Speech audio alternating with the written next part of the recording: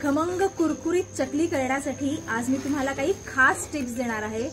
सर्वात प्रथम जेव्हा तुम्ही चकलीचं पीठ भिजवाल तेव्हा शक्यतो त्यात हळद टाळा, म्हणजे आपल्या चकलीला छान असा ऑरेंज कलर येईल। नाहीतर बरेचदा काय होतं, ही हळद करपते आणि आपल्या चकल्या काळपट होतात।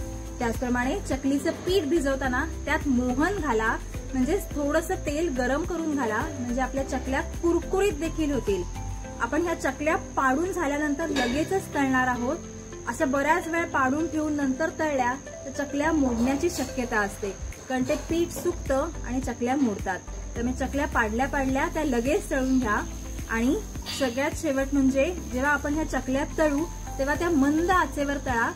जर कमी आचेवर किंवा जास्त गॅसची फ्लेम ठेवली तर काही काही वेळेला चकल्या नरम पडतात किंवा चकल्या कडकडीत देखील होण्याची शक्यता असते।